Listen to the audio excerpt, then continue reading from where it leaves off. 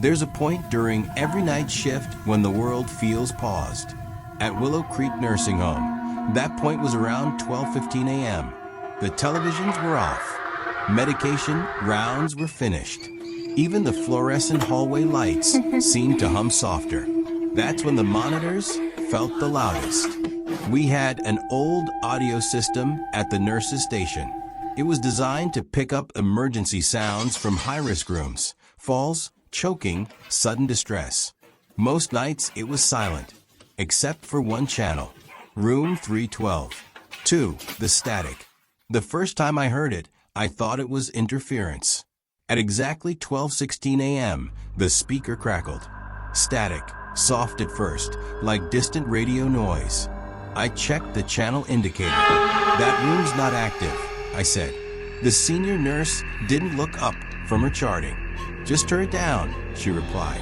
At 12:17 a.m., the static stopped, and the breathing started. Slow, uneven, like someone trying not to panic. Then a whisper. Hello. I froze. The voice wasn't distorted. It was clear. Old. Weak. Lonely. 3. No source.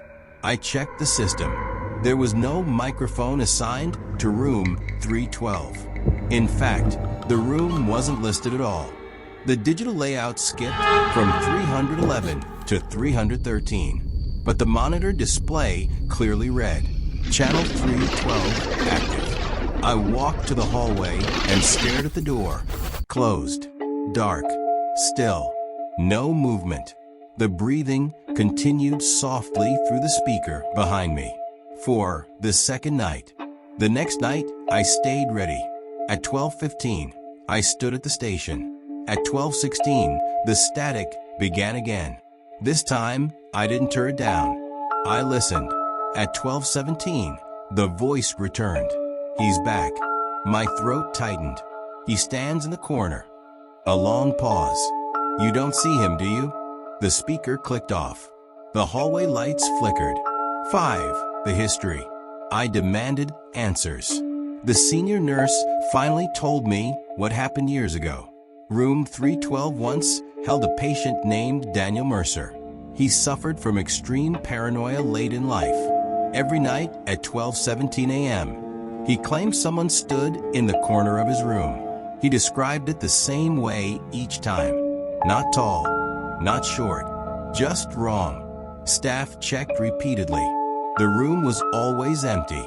Eventually, they assumed it was hallucinations. One night, the call light rang. They were busy. They didn't go immediately. When they entered in the morning, Daniel was dead, sitting upright, facing the corner, eyes open. The room was decommissioned after that. The microphone was removed. The wiring disconnected. Or, at least, it was supposed to be. 6. The third night. On my third night hearing the voice, something changed. 12:16, static.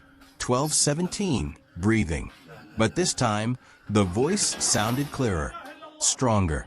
You're closer now. I felt a cold rush through my body. I wasn't in the hallway. I was sitting at the station, nowhere near room 312.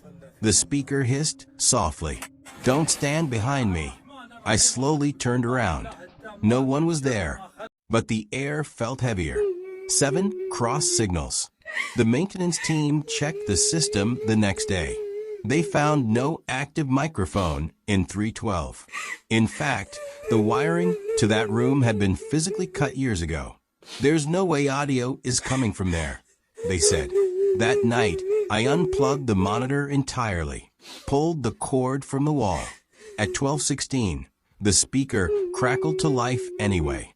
Static filled the room. The unplugged monitor display glowed faintly. Channel 312 active. 8. The shift alone. A week later, I worked alone when the other nurse called in sick. Midnight felt darker than usual.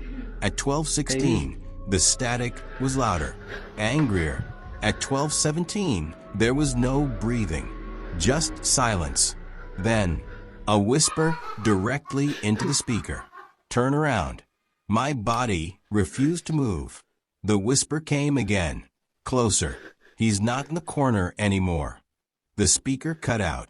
The hallway lights went dead. Emergency lights flickered red. And from somewhere behind me, I heard breathing. Not through the monitor. In the room. 9. The realization. I forced myself to look down the hallway. Room 312's door was open. I was certain it had been closed earlier. The room was dark, but I could make out the faint outline of a chair inside. Facing outward. Facing the nurse's station. Facing me. The monitor crackled one last time. You see him now. The audio cut permanently. The lights returned. The door to 312 was closed again. 10. After the monitor went silent. The strange part? The monitor never activated again after that night. Maintenance replaced it entirely. New wiring. New system. Room 312 remains empty. But recently, patients in 313 and 311 have started reporting something unusual. They wake up at 12:17 a.m. every night. They say they hear breathing in their rooms.